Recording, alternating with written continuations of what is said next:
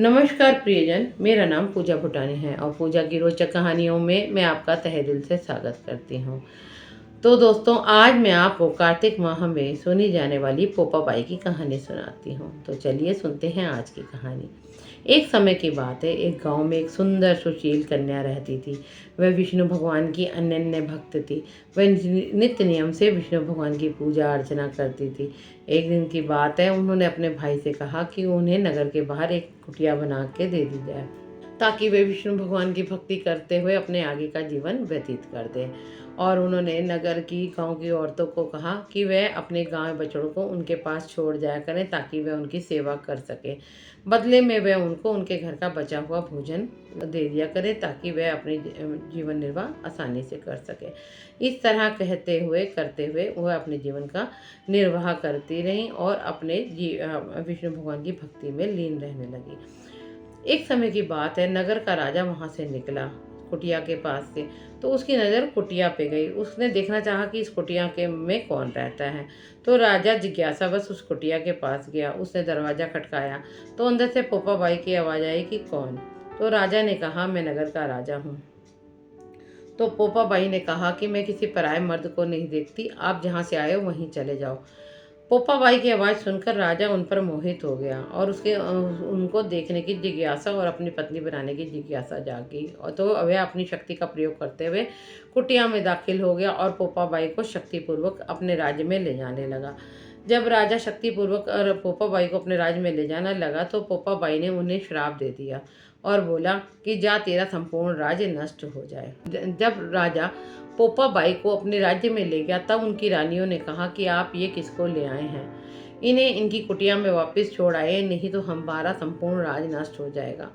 राजा पोपाबाई को वापस उनकी कुटिया छोड़ने जाने लगा, तो रास्ते में पाप की नदी आई और राजा उसमें डूब गया।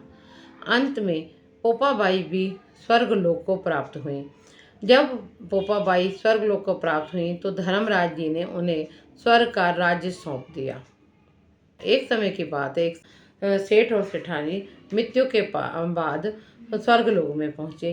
जब वे मृत्यु लोक के बाद स्वर्गलोक में पहुंचे, तो उन्होंने स्वर्ग का दरवाज़ा बंद पाया और तब उन्होंने धर्मराज जी से स्वर्ग का दरवाज़ा खोलने का आग्रह किया। तो धर्मराज जी ने बोला कि यहाँ पर पोपाबाई का राज्य है, तो वो यहाँ का पर पोपाबाई का राज है। तो जो सेठ सेठानी थे, उन्होंने कहा, हम तो पोपाबाई को नहीं जानते।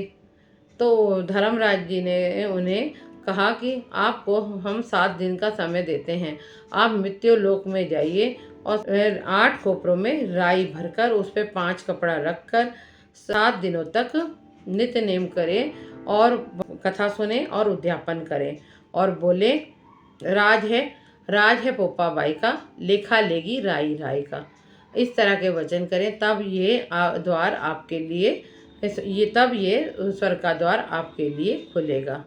इस प्रकार कहते हुए सेठ सेठानी को उन्होंने स्वर्ग लोक से मृत्यु लोक में भेज दिया और सेठ सेठानी ने नियम पूर्वक धर्मराज ने जैसा कहा था वैसे किया। अंत में वे पुनः मृत्यु स्वर्ग लोक को इस तरह करने से सेठ सेठानी को पुनः वह स्वर्गलोक गए और उनके लिए स्वर्ग के द्वार खुले।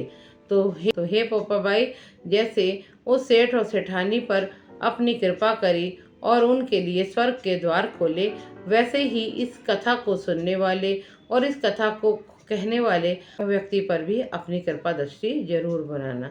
जय कार्तिक महाराज की जय, जय पोपाबाई की जय। तो दोस्तों, ये थी आज की कार्तिक माह की पोपाबाई की कहानी। अगर आपको आज की ये कहानी पसंद आती है तो इसे लाइक कीजिएगा और शेयर कीजिएगा। और अगर आपको मेरी इस तरह की कहानियाँ पसंद आती हैं तो प्लीज़ मेरे चैनल को सब्सक्राइब जरूर कीजिएगा। तो दोस्तों, आज के लिए इतना ही। मिलते हैं अगली कहानी में। धन्यवाद।